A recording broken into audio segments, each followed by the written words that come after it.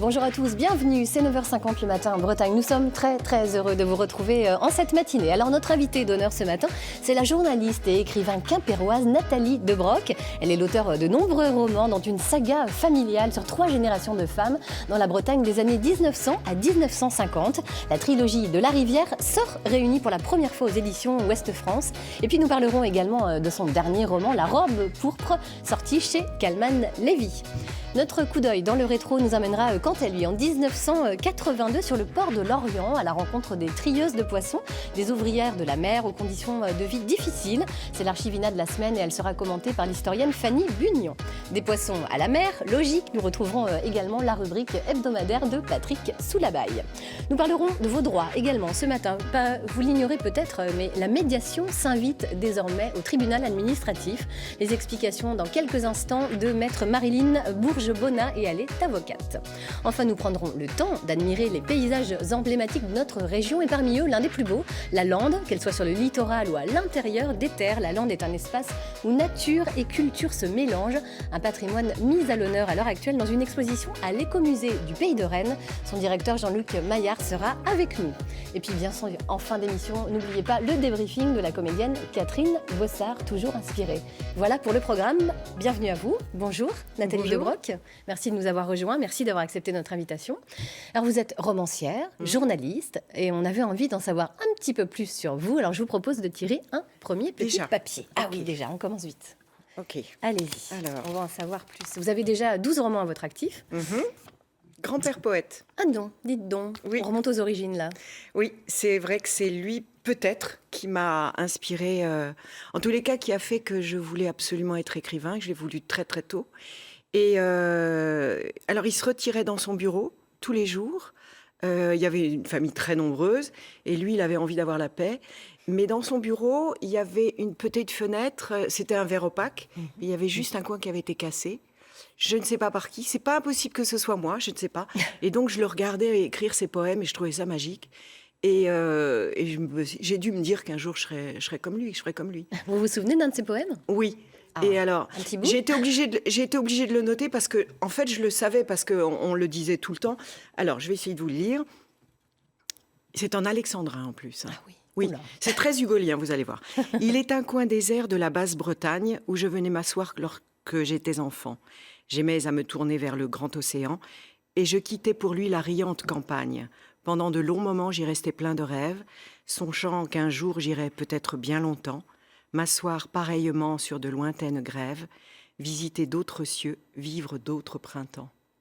C'est très hugolien. Ah oui, il avait oui. 16 ans quand il a écrit ça. Waouh, Oui. quel talent. Et, On salue ça bien chez vous alors.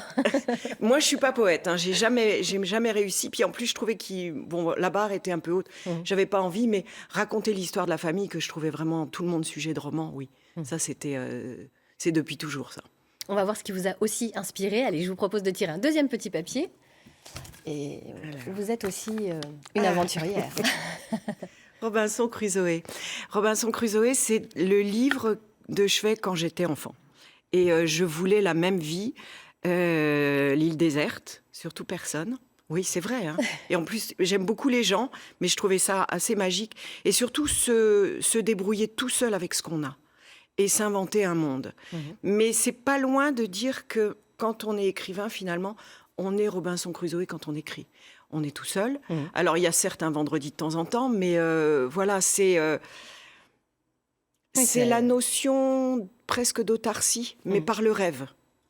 Tout ce dont on a besoin, on peut le puiser en soi, quoi. Et toutes les émotions pour écrire. Vous restez avec nous, hein, Nathalie Debroc, poète et aventurière quelque part en elle. Vous qui aimez les destins des femmes, eh bien, le sujet qui suit va très certainement vous toucher, hein, puisqu'on va remonter de temps grâce à une archivina que nous présente l'historienne Fanny Bugnon. On la reçoit.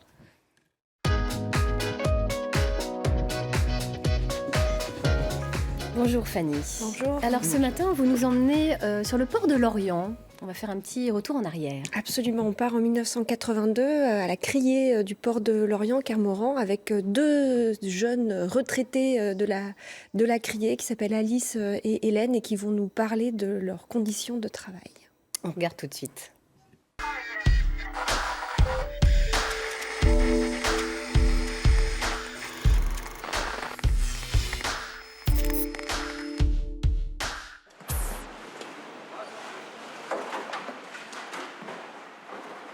eu la sécurité sociale qu'en 1955. On n'avait rien. Vous savez, on faisait la journée et le patron nous donnait une petite godaille, vous savez, avec quelques poissons, qu'on revendait d'ailleurs pour avoir un supplément de paye. C'est ce qu'on faisait. Alors en 1955, on a été déclaré à la sécurité sociale. Bon, comment est-ce que vous étiez payé? Bah, on était payé à l'heure. Hein. Oui, mais au début, c'était à l'heure. On était payé. Oui, oui. Au début, nous, on était payé à l'heure. Hein. Et où est-ce que vous touchiez vos payes? Dans les cafés. On s'en allait, une fois qu'on s'était changé, on s'en allait dans les cafés avec notre sac. Et on nous faisait attendre. Quand tous les clients étaient servis, on nous servait. Vous savez, en partant d'ici, le patron nous donnait un bon de paye pour avoir notre salaire. On montait au café, on attendait.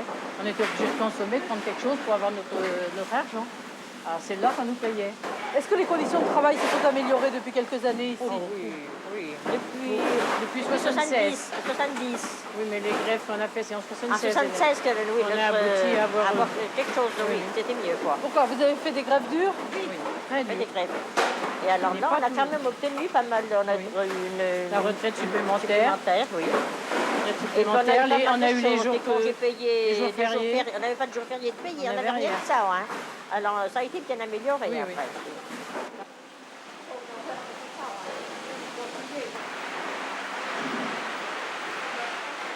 En général, elle travaille jusqu'à 65 ans, à raison de 3 ou 4 nuits par semaine, puisque l'embauche se fait par roulement en fonction du nombre des bateaux, pour une retraite dérisoire et au bout du compte des séquelles, arthrose, arthrite, rhumatisme, insomnie. Vous avez du gros poisson? Ça peut aller. Jolie archive. Et ces femmes sont des combattantes finalement un petit peu. Hein. Elles se battent quoi, pour leurs conditions de travail qui ne sont pas évidentes. On les a surnommées les ouvrières de la mer, effectivement, dans cette ville de Lorient dont l'histoire est indissociable en plus de celle de la pêche. Hein. C'est une ville qui tourne autour du port. Et puis là, on est sur le port de Quéroman, qui est un port de pêche industriel qui a aujourd'hui 90 ans, puisqu'il a été inauguré en 1927 et qui a dopé le secteur halieutique en développant les bateaux, le mareyage et une organisation de la main-d'œuvre aussi très particulière. Alors, parmi la main-d'œuvre que vous évoquez, quelle place pour les femmes justement et quelles conditions de travail ont-elles réellement?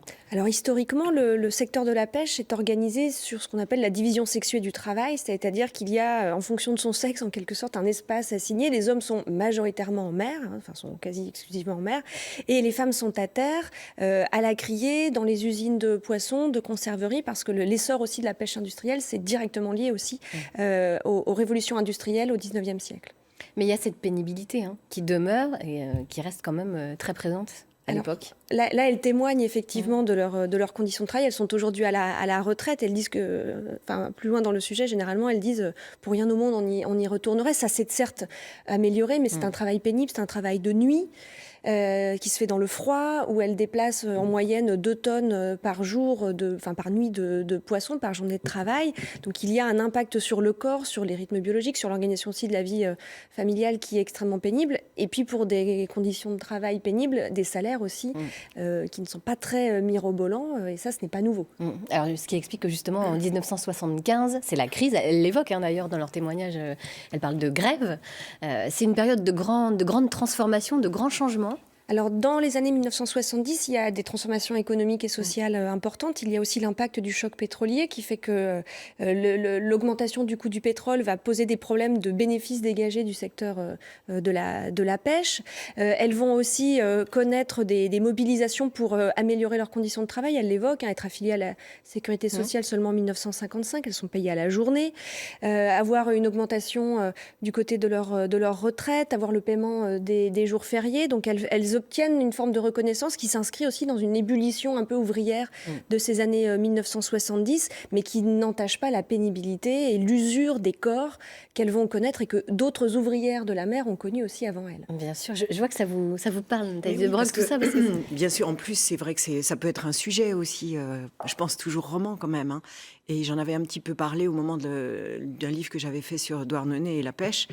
Et c'est les conditions de travail qui sont tellement difficiles quand même, faut bien Et j'avais un petit peu peur de tomber... je voulais pas faire un truc misérabiliste, et plus à leur honneur, en hommage. Donc voilà, c'est toujours la frontière pour ce sujet-là, en tous les cas. Voilà. Elles se sont battues. Elles se Vraiment. sont Oui, battues, voilà, et ce sont c'est ça. les grandes anonymes de la révolution industrielle. Vous évoquez Douarnenez, qui est connu aussi pour ses mobilisations de sardinières, Oui, dans les ces années fameuses 20, voilà. Persianines Oui, en tout à fait. 1905, en 1924, 1925. Toute la côte sud de la Bretagne est concernée parce que la révolution de la conserve et le développement de la pêche industrielle, c'est sur ce littoral-là, et ça a impacté en priorité les femmes qui, par ailleurs, légalement, étaient payées moins que les hommes. Donc, elles ont doublement lutté pour leur dignité. Ouais, doublement. Et alors aujourd'hui, où en est-on? Alors, depuis les difficultés économiques du milieu des années 70, la situation ne s'est pas améliorée. Le poisson se vend moins bien, mais il y a eu des mutations économiques importantes. C'est-à-dire que le port de pêche de Lorient aujourd'hui accueille davantage de bateaux, enfin de poissons par la route, par camion que par bateau. C'est un comble quand même. C'est effectivement, mais c'est les mutations industrielles. On a le développement des bateaux-usines aussi qui font qu'il y a des choses qui se font directement en mer. Un déplacement des zones de pêche aussi parce que la ressource naturelle s'épuise, se fragilise, et puis qu'on trouve toujours avec cette logique aussi de dumping social à faire moins cher ailleurs. La question, c'est est-ce qu'on fait aussi bien, ça, dans quelles conditions, ça c'est un autre débat. Mais aujourd'hui, voilà, le port de Lorient, c'est le plus gros port de Bretagne. C'est 55 000 hectares.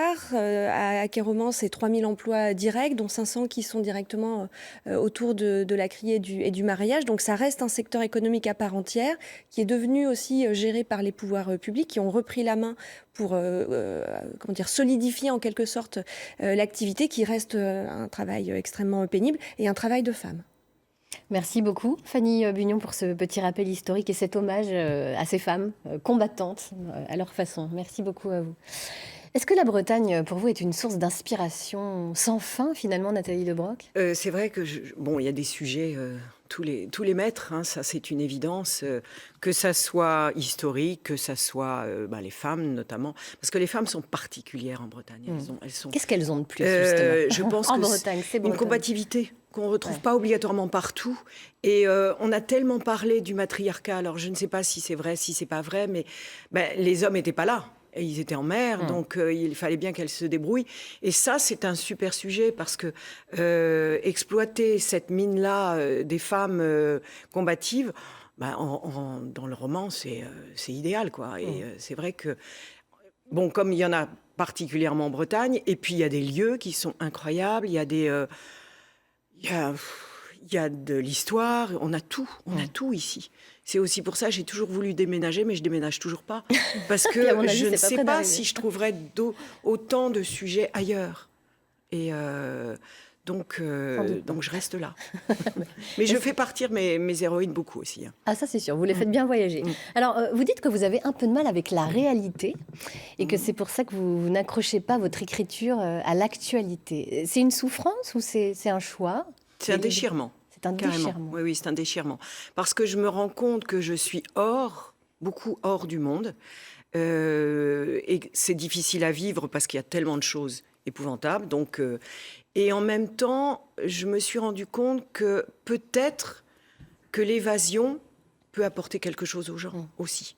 Donc voilà, je suis déchirée tout le temps en me disant, j'ai peut-être un rôle minime, mais un rôle quand même un tout petit peu utile pour faire s'évader les gens, distraire, etc.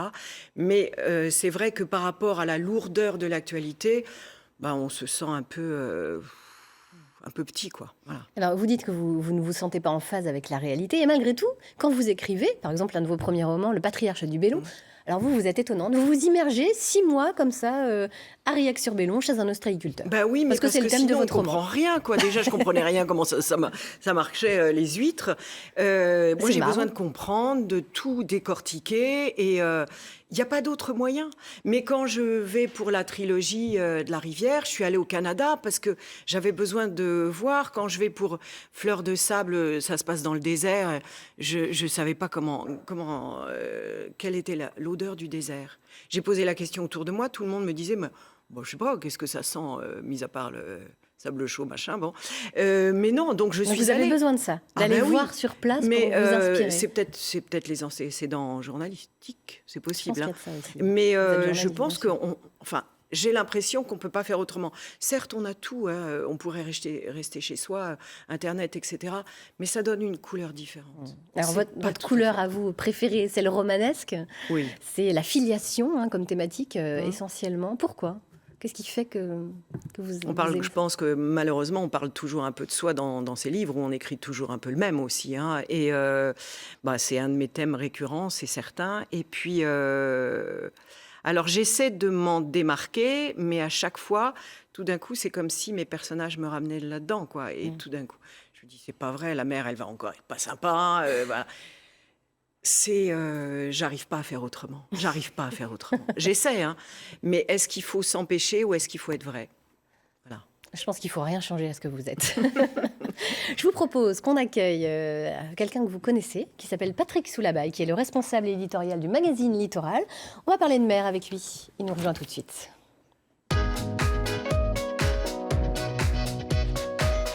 Bonjour Patrick.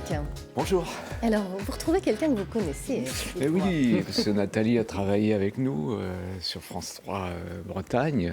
Et puis on s'est croisés de temps en temps. Et en plus, je côtoie parfois sa famille, puisqu'elle est une famille de navigateurs, notamment Bertrand de Broc.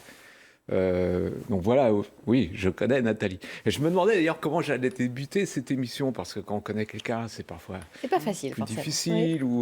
Et je me suis dit, je vais commencer par une petite surprise. Oh là. Oui, une petite surprise. Ok. Et bon, je te laisse. On se tutoie, on se connaît. Oui, on va c'est pas vrai se qu'on se voyer, connaît on quand va même pas faire depuis un sacré semblant. bout de temps. Je laisse découvrir quelque chose qui va peut-être te rappeler un souvenir. Qu'est-ce que j'ai trouvé? Une atmosphère. J'ai trouvé des scènes. Je sais exactement comment je vais blesser mon héros, par exemple. Je sais où ça va se passer. Et donc, je sais aussi que ma scène est plausible. Elle se passera où, cette scène? Dans la machine à vent, près d'une purge. Et je sais quelle heure aussi, ça sera à l'heure d'un quart. Et je sais qu'il y aura en présence un matelot et un bouilleuriste. Et toutes ces choses-là, j'aurais jamais su si j'étais pas venue. Je sais la couleur des tuyaux, je sais les entrelacs de machines, je sais tout ça, voilà. Et j'ai pu l'écrire et ça s'invente pas, quoi. Voilà comment Ben travaille voilà. Nathalie. Encore une immersion. Elle va. Alors, Oui. nous étions, l'histoire maintenant, nous étions Oui. ensemble sur le dernier voyage de la Jeanne. La Jeanne. En Oui. 2010, et on a fait escale à Québec en partant de New York. Donc une semaine à peu près, un peu Oui. plus. Hein. Mm. Donc c'est un super souvenir. Et on s'est croisés là, Nathalie cherchait en fait l'inspiration. C'est ça. Hein. Ben oui, mais C'était c'est pour parce ça, que pour un roman. ça Pour un s'invente roman. pas d'être au fond de cale de la Jeanne dans les machines. Moi, je peux pas. Mon imagination s'arrête à un moment, donc j'ai besoin de choses concrètes. Et c'est vrai qu'une semaine à presque 35 degrés à fond de cale, c'est extraordinaire. C'est un souvenir, mais je voulais plus partir. Hein. À Québec, je voulais pas descendre. J'avais une amie qui m'avait réservé une chambre d'hôtel dans vraiment un palace, mais je préférais être sur ma petite banette minuscule. Je suis restée à bord pendant encore quelques jours. J'avais plus envie, je voulais rester là. Et la boucle était bouclée parce que je parlais de mon grand-père tout à l'heure, mais mon grand-père est allé sur la Jeanne aussi. Ah. Donc voilà, dans les traces, il y a sûrement des choses sentimentales et on est tout d'un coup dans l'histoire, mais dans l'histoire d'autrefois, quoi. Les histoires qu'on nous raconte enfants. Et ça a un côté extraordinaire. Ça, c'est le métier d'écrivain, c'est magique, quoi, de pouvoir faire ça. Il y a eu qu'à envoyer un mail au chef de bord pour lui demander est-ce que je peux venir à bord. Bah oui. Ah bon? C'est Ah un bon bon plan pour voyager. Eh ben voilà. Oui, voilà. Et donc on part. Et puis partir de New York pour le dernier voyage. C'est vrai que j'aurais préféré qu'il y ait plus de bateaux, hélicoptères et tout ça. Hein. On n'a pas eu ça tellement. Hein. Non, on les a eu Américains se sont pas rendus compte que c'était le dernier. Mais c'était quand même On a eu extraordinaire. droit à une ambiance fabuleuse. Oui. On a tiré Ah oui. à la mitraillette. Oui, oui. Ah oui, On a c'est vrai qu'il y a- fait la guerre. Il y a eu hein, des Vous avez essais, des oui, il y a eu vies des d'aventure, essais. Il y a eu... C'était- Oui, On a oui. visité la fameuse chaudière, Oui. là où avait notamment travaillé Bernard Giraudot. Oui, c'est vrai. Donc c'est vrai qu'il y a plein de souvenirs sur ce navire. Et puis la Jeanne, c'était une ambassade flottante. Hein. Elle est allée aux quatre coins du monde pendant 46 ans. On va peut-être voir des images de ce qui se passait d'ailleurs en noir et blanc lorsqu'il débarquait à l'île de Pâques ou Tahiti. Il y avait une ambiance qu'on ne retrouvera pas aujourd'hui, hein, évidemment. Les marins qui avaient beaucoup de succès avec les jeunes femmes. Tout ça, lorsque l'on va sur la Jeanne, on le sent, hein, sincèrement. Ah oui, complètement. Ça reste, ça demeure totalement le côté, je sais pas, exotique, hors du monde, quoi. Et c'est incroyable. Et je comprends que ça a dû être hyper douloureux quand tout s'est arrêté. La Jeanne, c'est 71 tours du monde. Et si l'on calcule, elle a fait 3 millions de kilomètres, un peu plus. Ça veut dire qu'elle a fait 4 allers-retours Terre-Lune. Waouh. Pour donner une petite idée. Hein. Donc c'est quand même... c'est plutôt pas mal, non? C'est fabuleux, c'est fabuleux. On ne se rend pas compte de l'impact de la Jeanne, mais c'était mythique. Même à Québec, il y avait des gens qui sont venus nous voir, d'ailleurs, sur le Caraïbe du Monde. Comment ça s'est traduit, Nathalie, cette immersion sur la Jeanne dans votre écriture? J'ai écrit 2 ou 3 chapitres là-dessus, dans un de mes livres. Et puis, et j'avais demandé quand même à un des responsables de ce secteur-là, je lui avais envoyé le texte pour voir s'il n'y avait pas d'erreur. Et il était parti à Tahiti à ce moment-là. Et donc, je lui ai envoyé mon texte à Tahiti pour qu'il me corrige, voir si tout allait bien. Et puis, tous les détails, mais même quand on débarquait de la Jeanne, tous les marins au poste de bande, enfin, toutes ces choses-là, tous les expressions aussi, parce que c'est pas n'importe quoi. Tout doit être, mais au cordeau, parce que sinon c'est pas sérieux. Et donc ça a été une mine de renseignements. C'est très sérieux, hein, Oui. dans le carré Ah oui. des officiers, même Ah oui. tout un protocole, et on ne déroge pas à la règle. Ah non. Ce qui est Moi, je l'ai marrant- un peu, de temps en temps, j'ai un peu, mais bon, Oui. oui, Toi, c'est t'avais vrai. le droit. Oui. Ce qui est amusant, c'est que la Jeanne, sa dernière mission a commencé le 27 mai 2010. Elle cherche toujours des petits trucs, des dates. Et en fait, Jeanne d'Arc, la vraie, elle a été condamnée quasiment au bûcher le 26 ou 27 mai 1431. Ah oui, comme quoi. Je ne pense pas qu'il l'ait fait exprès. Voilà, donc elle a été brûlée le 30 mai 1431. Mais j'ai trouvé ça assez amusant. Les hasards, les romanciers aiment bien ça. C'est vrai. Oui, c'est vrai. Si j'avais su, peut-être que je l'aurais mis dans le bouquin, mais je ne le savais Ça pas. aurait pu. Ouais, J'ai pas pensé à ça. Il faut Ouais, chercher un peu. Je voulais aussi te montrer. Alors là, c'est différent. C'est l'émission Littoral. Comme je sais que tu aimes les livres, évidemment, parce que tu es un écrivain qui n'aimerait pas les livres, ça serait une première. On a fait un sujet qui s'appelle Des rimes et des vagues, un sujet de Corentin Pichon. Et ça a été impulsé par l'équipe du festival Livre et Mer, donc de Concarneau. Donc on va regarder l'extrait. Et des jeunes qui habitent dans des bars HLM, on leur a demandé de slammer la mer. Voilà. Donc, En plus, j'adore le slam. alors je crois qu'on ne l'entend pas slammer, mais elle exprime ses sentiments, ce que ça lui apporte, cette jeune fille. Sur ce que je ressens, ça me fait du bien d'être dans un autre monde. Quand j'écris, je fais transparaître mes problèmes avec des mots, mais dans un autre univers.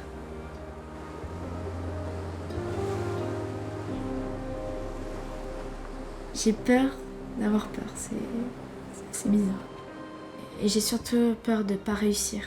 Pas réussir à pouvoir réaliser mon rêve un jour. D'avoir une belle vie, tout simplement.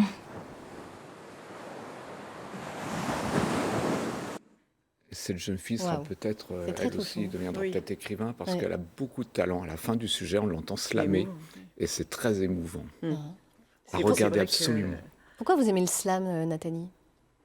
Je trouve d'abord la spontanéité. En fait, c'est travailler quand même, mais ça donne une espèce de spontanéité. Et puis, c'est jouer avec les mots, mais d'une façon extraordinaire. Je ne sais pas le faire, ça. C'est vrai que ça fait partie des choses.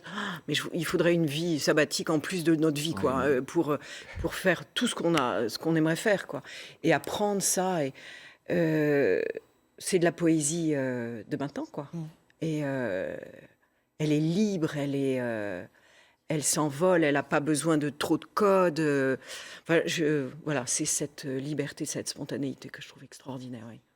Bon, Je bah, suis écoutez, tout à fait c'est un d'accord. très très beau reportage qu'on peut retrouver Ouais, dimanche, fait c'est par ça? Corentin Dans Pichon, Littoral. un dimanche, qui a beaucoup de talent au niveau de la mise en image et tout. Donc, c'est vraiment chouette. Donc 13h ce dimanche 12h55. 12h55, 13h, allez, sur France 3 Bretagne, dans le magazine Littoral. Patrick, vous restez avec nous. Loin de la fiction, on va partir vers la réalité, justement, des choses très concrètes. On essaie dans cette émission d'être ancré dans votre quotidien. Quel type de relation avec vous, avec l'administration, par exemple? Eh bien, voilà un sujet qui nous concerne. Pas simple, me direz-vous. Ce matin, nous allons détailler une mesure qui va dans le sens de la simplification, la médiation au service de la justice administrative. Pour cela, on reçoit Maître Marilyn Bourgebonnat.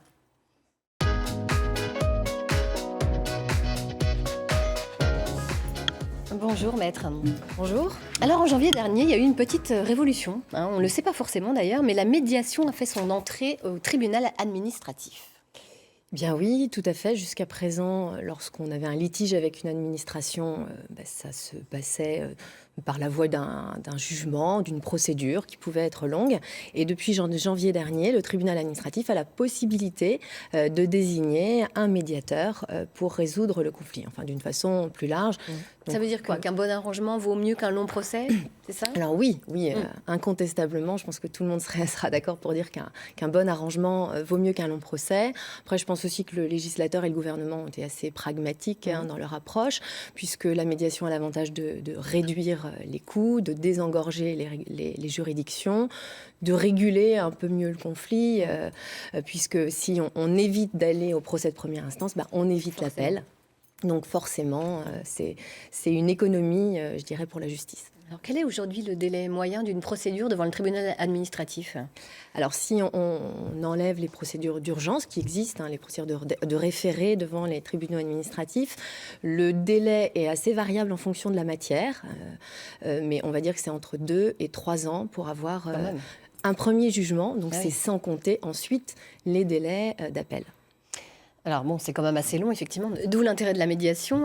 Quel est le type de contentieux qui concerne le tribunal administratif? Ce sont des choses très concrètes, très pratiques. Alors très concrètement, le tribunal administratif, comme son nom l'indique, a pour mission de gérer les conflits qui impliquent une administration, donc une administration au sens large, donc ça peut être une commune, un département, une région, l'État, les décisions qui sont prises par le préfet, par des ministres.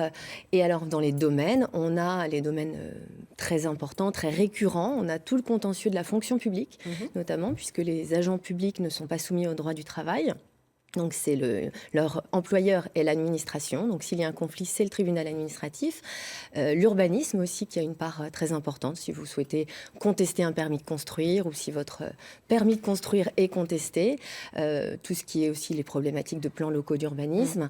Et ensuite, on a tout le contentieux de la responsabilité, notamment hospitalière, également le droit des étrangers. Enfin, c'est assez vaste et c'est chaque fois qu'une administration est impliquée dans un conflit. Alors donc la médiation est désormais possible pour ce type de litige. Concrètement, ça se passe comment? Qui la demande? Alors, la médiation peut être à l'initiative des parties, à l'initiative du juge. Donc il y a différentes possibilités.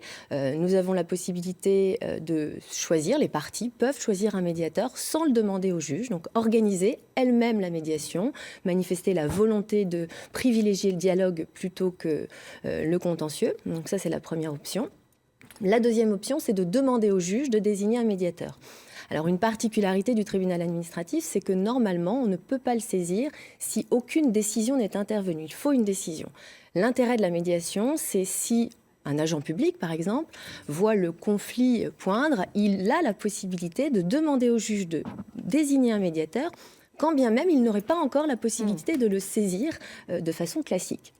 Et la désignation, lorsque le contentieux est commencé, peut être faite à la demande des parties ou d'office par le juge. Voilà. Alors, qui sont ces médiateurs?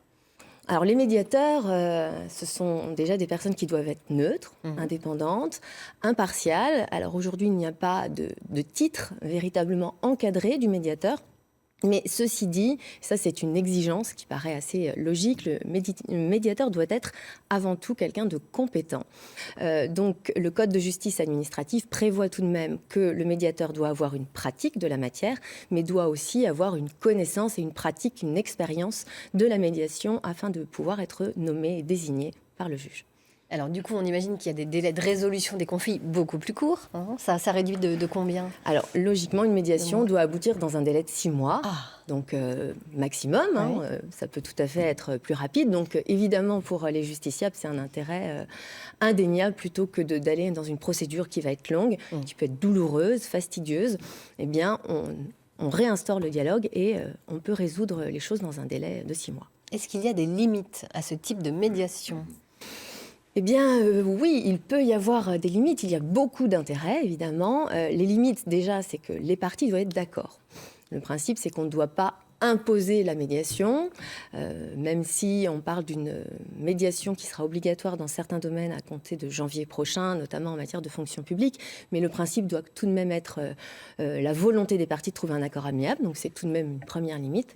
Et la seconde limite, qui est également extrêmement importante, c'est l'ordre public. L'accord qui est trouvé par les parties doit être conforme à la loi. Et c'est là que l'intérêt de la présence du médiateur aussi est importante, puisqu'il doit être aussi le garant, d'où la nécessité d'avoir une compétence dans la matière qui est tranchée. Et le rôle de l'avocat également peut être important. Il n'est pas obligatoire d'être assisté par un avocat dans le cadre d'une médiation. Après, c'est tout de même assez confortable de ne pas être seul. C'est la première chose. Et aussi, l'avocat est le garant et le garde-fou. Il doit veiller à ce que l'accord trouvé soit un accord conforme à la loi. Merci beaucoup. Alors, je vois que vous avez emmené un petit ouvrage. Si on veut en savoir plus, aller plus loin. Oui, alors si vous voulez en savoir plus, c'est un ouvrage qui est, je trouve, très bien fait, qui a été écrit par Béatrice Blohorn-Brenner, qui est une grande médiatrice, une ancienne magistrate, et qui s'intitule « La médiation pour tous ». Donc c'est facile à lire, je pense, à la portée de tous et intéressant pour savoir. Et si vous me le permettez, je voulais citer une phrase de Stéphane Ben-Simon, qui est donc un médiateur, philosophe, et qui est le directeur de l'IFOMEN, qui est l'Institut de formation pour les médiateurs et pour la médiation et la négociation, institut qui encadre quand même la fonction de médiateur en dispensant une formation pour obtenir le diplôme universitaire de médiateur. Donc probablement dans un avenir très proche, des listes de médiateurs seront à la disposition des juridictions et probablement des gens qui ont ce diplôme. Alors M. Ben-Simon nous dit « La médiation accompagne un immense mouvement de l'humanité moderne, avoir le droit d'être différent, mais vivre ensemble cette différence sans souffrir ni faire souffrir, sans être détruit ni détruire, sans vainqueur ni vaincu. » Alors ça peut paraître un peu idéaliste, mais j'espère pour ma part que c'est un peu l'avenir, que les gens opteront plus facilement pour la médiation que pour le conflit. Merci beaucoup, Maître Bourges-Bonnat, merci infiniment. Vous avez déjà fait appel à la médiation, l'un et l'autre? Non, mais si j'avais pu, oui, ça m'aurait évité des problèmes de violence, etc. Oui, je trouve que c'est vraiment extraordinaire de découvrir ça. Patrick? Non, mais je pense qu'il faut faire... Oui, non, il faut faire la place au dialogue. C'est évident qu'il vaut mieux dialoguer que se combattre. Hein. Tout à fait. Donc je pense que... Je dirais que c'est du BSP, du bon sens paysan. Maintenant, j'aime bien ça. Maintenant, il faut le mettre en forme par des phrases et des lois et que ça soit encadré, bien entendu, oui. Mais c'est quand même du bon sens paysan. Oui, on s'en rapproche. Merci beaucoup à tous les deux. Aujourd'hui, Nathalie De Broc vous ressort aux éditions Ouest France la trilogie, la fameuse trilogie de la rivière, mais cette fois-ci, elle est réunie dans un seul et même ouvrage. C'était quoi l'idée de départ de cette saga? Raconter tout ce qui me tenait à cœur depuis que j'avais 15 ans, que je voulais... Gros dossier, quoi. Oui. Et puis la vie a fait un petit peu que j'ai pris mon temps, ça c'est sûr pour le faire. Mais je portais ça depuis trop longtemps. Et puis c'est vrai que c'était l'histoire de ma famille. Je trouvais que ça romanesque depuis que je vivais avec eux aussi. Et puis tout le monde n'a pas un ancêtre qui a fondé une ville au Canada. Et je trouvais que c'était assez extraordinaire de le raconter. Et puis après, il y a eu toutes les émotions, toutes les choses que j'ai pu vivre aussi, même si ça parle pas vraiment de moi, mais ça parle de tous les ancêtres, quoi. Ouais. Voilà. Enfin, c'est quand même un peu autobiographique. Oui, tout à fait. Ouais. Mais c'est les ascendants. Effectivement. Alors, la parole des femmes qui se libèrent, on le voit aussi. C'est vrai qu'elles sont assez libres quand même dans le... Elles sont assez libres. Ça vous émeut ce qui se passe actuellement? Je trouve ça extraordinaire et ça, il était temps. Il était temps et ça fait un bien fou.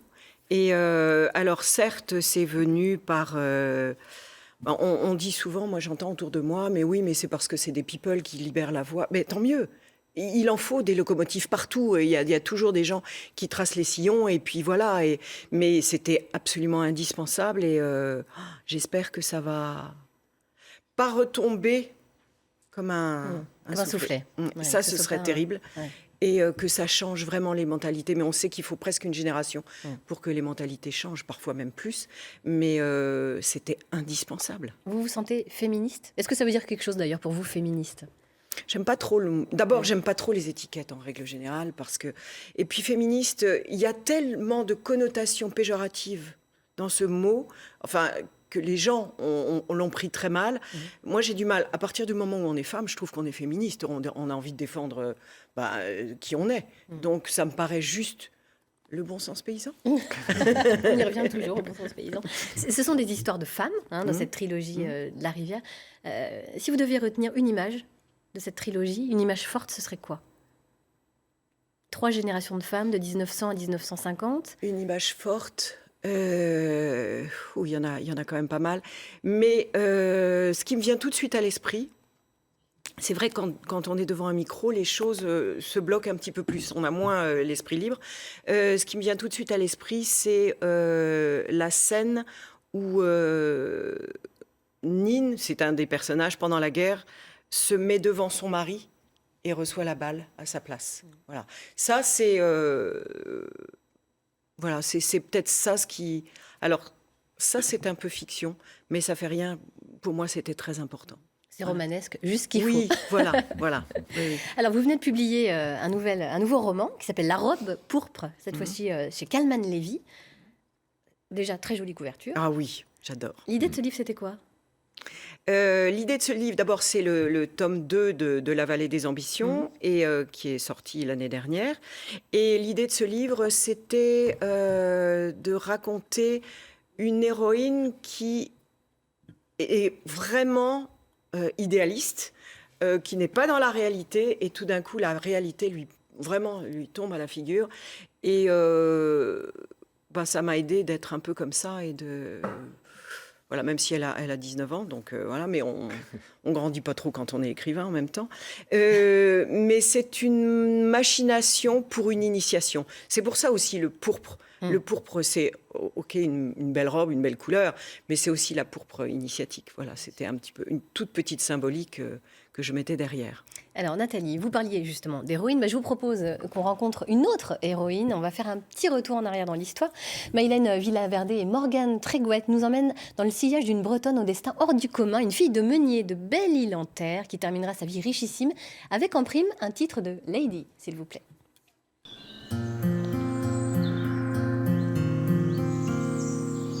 C'est ici, sur le domaine de Quatennos, que le destin de Marie-Louise commence à se dessiner. La petite Maï, née en 1869 au sein d'une famille nombreuse et peu fortunée de meuniers. Alors qu'elle a une dizaine d'années, elle vient régulièrement à Quatennos avec sa mère livrer la farine au compte de ses maisons. Le château est alors en construction. Quand elle accompagnait sa mère ici, elle aimait venir jouer avec les princesses de son âge ici. L'enfant, souvent vêtu de haillons, fait alors une promesse. Elle s'était jurée, et elle avait juré à son père qu'un jour, elle deviendrait aussi princesse. À 18 ans, la jeune Bretonne débarque à Paris où elle fréquente les milieux artistiques. Des rumeurs sulfureuses courent alors à son sujet. Mais en 1900, elle rencontre le prince Antoine d'Orléans et accède à la vie mondaine tant espérée. L'idylle dure 6 ans, pendant lesquels elle voyage entre Séville, Paris et Londres. C'est là qu'elle finira par rencontrer Sir Robert Monde. Elle épouse ce richissime chimiste britannique en 1922. Le couple revient alors souvent en Bretagne. En 1929, pour les 60 ans de sa Lady, Lord Robert Monde lui offre le château de Quatennos, celui de ses rêves d'enfant. Elle en fait aussi bâtir une réplique en centre-ville. Ici, c'est l'endroit où vivaient ses parents dans leurs derniers jours. Lady Monde met aussi sa fortune au profit de sa commune. Elle y fait construire une nouvelle mairie, une cantine pour l'école, mais pas seulement. Elle a fait construire également à Belle-Île la gendarmerie, elle a fait construire la poste et elle a œuvré aussi beaucoup sur des forces de la culture bretonne et notamment des jeux. La petite fille du meunier n'a pas oublié ses origines. De retour dans son pays, Lady Monde va beaucoup faire pour la langue, le gouren et la culture bretonne. Celle qui devint une des femmes les plus riches de son époque repose désormais aux côtés de son époux dans ce somptueux mausolée construit sur les hauteurs de Belle-Île-en-Terre. Incroyable destin que vous... Alors vraiment, ça c'est incroyable, alors là, c'est un il y hasard. a des drôles de coïncidences. Oui. D'ailleurs, il n'y a pas de Non, il coïncidence. n'y a pas de coïncidence. Mais j'ai écrit un synopsis là-dessus et je voulais en faire le prochain sujet d'un de mes bouquins. Oui. Qu'il vous inspire. Et mais l'idée est difficile parce que c'est une biographie et moi j'aime bien aller un petit peu dans les sentiers pas battus justement. Mais c'est un portrait de femme extraordinaire. Ah oui. Mais je l'ai pas mis dans la robe pourpre alors que c'est tout à fait l'époque. Et ça se passe à Belle-Île-en-Terre, mais parce que c'était, elle aurait pris toute la place du livre. Elle est tellement, oui, c'est incroyable ce destin. Et en plus, vous aussi, vous êtes une lady, ça c'est incroyable aussi. Oui. Racontez-nous rapidement, Alors, très rapidement oui, l'anecdote. Il faut que j'aille vite, oui. Mes amis m'ont offert, mes 3 amis très chers m'ont offert 2 lopins de terre, 2 arpents de terre en Écosse. Et le titre qui va avec pour mon anniversaire. C'est quand même génial. Et voilà, donc maintenant je suis lady et ça m'a fait un plaisir fou. Bon, Lady de Broc, vous restez avec nous. On va partir en balade maintenant. Vous avez le choix. Alors je vous emmène dans les Monts d'Arrée ou sur le Cap Fréhel. Au choix. Ou peut-être les deux même, on verra. Allez, c'est un coin de notre région qu'on va découvrir tout de suite avec Jean-Luc Maillard, le directeur de l'écomusée du Pays de Rennes.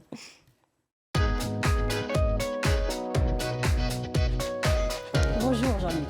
Bonjour. Bienvenue à vous. Alors on va les découvrir via un sujet qui vous tient à cœur, une très belle exposition sur les Landes de Bretagne. Elle a démarré samedi dernier. Pourquoi mettre les Landes à l'honneur? Dites-nous. Parce qu'en fait, c'est un élément majeur du patrimoine breton, mais c'est un élément du patrimoine qu'on ne connaît peut-être pas dans sa dimension historique. C'est-à-dire qu'on connaît bien sûr les paysages ou littoraux ou intérieurs, les monts d'Arrée, mais on n'imagine pas ce que les Landes ont pu être pour la petite paysannerie, c'est-à-dire donc la population bretonne, jusque dans les années 50-60. Alors ça représentait quoi, justement? Alors justement, tout le monde prend cet espace pour un milieu naturel, ce qui ne l'est pas, en tout cas pour les Landes intérieures.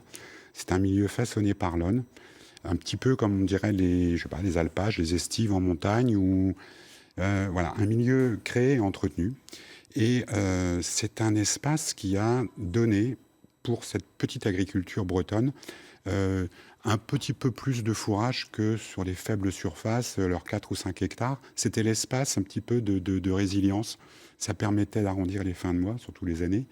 Et donc, c'est ce qui a permis de stabiliser cette toute petite agriculture bretonne qui a toujours étonné et qui a fait que la Bretagne était qualifiée un petit peu de misérable. Alors, c'est une magnifique exposition que vous proposez. Quel type de végétation, justement, et de faune on trouve? Alors, on voit un petit peu de tout, il y a des très belles photos. Dans le détail? Alors, en général, les Landes sont des espaces, des terres pauvres, souvent maigres, où s'installe la végétation type, c'est la bruyère, l'ajonc et la molinie, ces herbes très, très jaunes. Et avec ça, on a le cortège de la lande, bien sûr, avec un tas de flores. C'est un espace de biodiversité assez exceptionnel. Il faut imaginer que ce sont des espaces qui n'ont jamais connu les pesticides depuis des siècles. Ah oui. Est-ce que ce sont des espaces menacés aujourd'hui? Voilà. Donc, voilà, que ce soit pour l'entomofaune, c'est-à-dire tous les insectes, les araignées, c'est un milieu exceptionnel. Et les oiseaux, bien sûr. Mais menacés ou pas? Oui, certains sont très menacés. Et puis, il y a aussi une dimension à laquelle on tenait aussi, c'était notre contribution à la connaissance de ce patrimoine, à l'histoire, à la mémoire, mais aussi à la connaissance de cette biodiversité et puis mesurer la perte de surface. On commence l'exposition en disant qu'il y avait 1 million d'hectares de landes donc à la sortie de la Révolution, début du 19e siècle, 30% de la Bretagne, autrement dit. Et aujourd'hui, on est à 1,5% à peu près de la surface, 14 000 hectares. Alors bien évidemment, il y a eu le progrès, il y a eu l'agriculture, il y a eu, et tant mieux. Mais voilà, ce sont des espaces qui se raréfient et ce sont des espaces dont les collectivités s'occupent beaucoup aujourd'hui, ou les associations. Alors c'est un espace, vous l'avez dit, qui est intimement lié à l'activité humaine et à l'agriculture. On en est où aujourd'hui? Alors aujourd'hui, vous savez, ce sont ces espaces qui ne trouvent plus leur place dans ce système agricole. Et donc aujourd'hui, l'idée, c'est effectivement de retrouver une vocation agricole, de continuer à entretenir, puisque ce n'est pas un milieu naturel. Et pour l'entretenir, il faut imaginer d'autres fonctions. Donc il y a un certain nombre d'éleveurs, d'agriculteurs, qui vont faire du foin, qui vont faire de la litière sur ces espaces-là, pour les revaloriser, les entretenir, les maintenir bas, parce que si on laisse une lande se développer, ça devient une forêt. Plus grande, ni plus ni moins. C'est bien aussi, mais c'est pas tout à fait pareil. Donc c'est un patrimoine extrêmement vivant. C'est ce que d'ailleurs c'est le titre de l'exposition, hein, les Landes de Bretagne, un patrimoine vivant. Pourquoi c'est aussi vivant ? Alors il y a l'aspect bien sûr biodiversité naturelle, mais il y a aussi un aspect très culturel, c'est que la lande a longtemps été considérée comme un espace misérable, triste, qui fait peur. Alors qu'en fait, c'était un espace très vivant dans l'agriculture traditionnelle parce que c'était un espace ouvert. Donc, on pouvait librement organiser des foires, des marchés, des pardons. Et donc, c'était aussi des lieux de jeu pour les enfants. Et donc, c'est un espace qui a aussi contribué à l'oralité et au patrimoine, à ce patrimoine breton bien connu. Merci infiniment, Jean-Luc Maillard, d'être venu nous parler de cette très belle exposition qui s'appelle donc Landes de Bretagne, un patrimoine vivant, qui est donc à voir jusqu'au 26 août 2018 à l'écomusée du Pays de Rennes.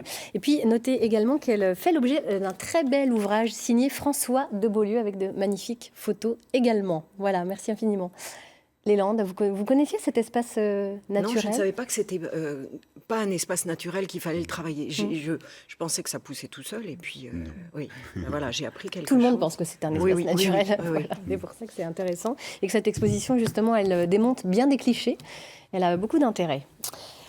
Eh bien, nous arrivons au terme de cette émission. Les titres qui seront développés ce midi dans l'actualité, ce sera du football, d'abord avec la belle victoire de Rennes à Angers et le match nul de Guingamp face à Montpellier. Nous irons également à Saint-Main-le-Grand où se déroulent les 13e Olympiades, attention, Olympiades régionales. On parlera donc de la fête des bergers. Et puis Jean-Paul Rapneau ira à la rencontre de lycéens pour parler cinéma. Ce sera un journal présenté par Éric Pinault. On va terminer avec vous, Nathalie Debroc, par un petit portrait chinois. Alors, si vous étiez un objet, vous seriez quoi ? Une lampe. Une lampe, alors pourquoi une lampe ? Ça m'est venu spontanément. Je dirais que, en fait, c'est en corrélation avec un proverbe chinois. Et ça a à voir aussi avec le métier d'écrivain où on n'est pas toujours... on n'a pas toujours obligatoirement la notoriété qu'on voudrait. Donc, si tu ne peux pas être une étoile au firmament, sois une lampe dans ta maison. Voilà, donc une lampe.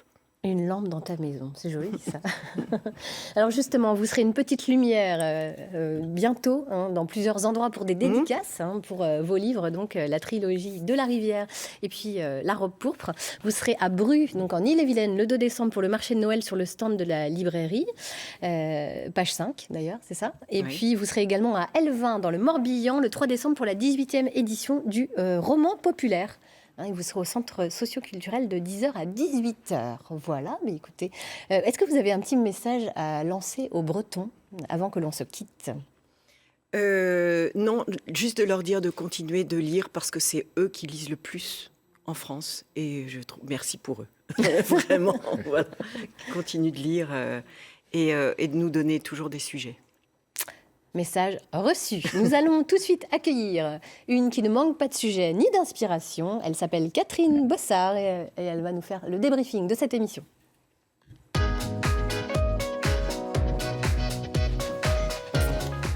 Bonjour. Alors, vous êtes qui aujourd'hui, Catherine ? Je viens faire une petite rubrique mode, fashion, etc. D'ailleurs, j'adore votre tunique. Elle est top. On est dans la fluidité, on est dans quelque chose de super tendance. Donc, je vais faire un point sur les petites les fashion faux pas également qu'il y a eu pendant cette émission. Tout d'abord, je vais commencer par les poissonnières. Attention, les poissonnières, le tablier verre bouteille en styré, c'est tellement 1982. On évite, on pense à des petites couleurs un peu plus vives. Peut-être que votre travail sera moins pénible si vous êtes un peu mieux habillé. Voilà. Donc on parlait également division sexuée dans le travail pour les poissonnières.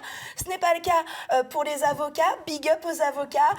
Tout le monde porte la robe parce que la robe c'est tellement tendance. Alors par contre, petit conseil, on ceinture bien sûr un petit peu sa robe, qu'on soit un garçon ou une fille d'ailleurs. Également les pitoges, petite note, attention aux fashion faux pas, on évite les pitoges en hermine. surtout en Bretagne, sachant que l'hermine, c'est un des 3 animaux fétiches de la Bretagne, avec la mouette et l'ajon. Voilà, animaux si vous voulez. Donc voilà, quand on a évité le fashion faux pas de porter une épitage en hermine, on est correct. Et puis on peut porter une tenue un peu plus casual pour les médiations, hein, si j'ai bien compris. Donc on verra, mais ce sera l'occasion d'une prochaine rubrique, comment s'habiller pour un contentieux administratif. Voilà, alors je passe à Nathalie. Bravo Nathalie, top tendance, la robe pourpre. C'est vraiment la hit couleur de cet été. Attention en Bretagne, le pourpre peut faire ressortir la coupe rose. Alors on évite de le porter trop près du visage. Nathalie, également, je vois qu'on est à fond dans le camouflage, qu'on soit sur la Jeanne, dans le désert, à Riec sur Bellon, on change de tenue, c'est tip top. C'est bien de s'immerger également sur différents endroits. Alors voilà, ma prochaine rubrique, je peux peut-être vous en parler quand je reviendrai, c'est comment s'habiller en BSP chic, en bon sens paysan chic. Ça va être également une des tendances top du printemps. Je pense notamment aux promenades dans les Landes, un petit côté BSP chic, mais je vais détailler le look sans problème la prochaine fois. Voilà Laurence. Merci beaucoup. Et puis vous retrouverez en bas de l'écran, bien sûr, si vous likez et vous commentez, un détail de ma tenue d'aujourd'hui. Voilà. BSP chic. Oui, BSP chic, toujours, hein, Patoche. Hein, on va faire ça. C'est quoi pour vous Merci. C'est quoi pour vous, Patrick, le BSP chic, alors du coup la prochaine fois, vous venez comment? Je viens de le découvrir, mais je vais y songer.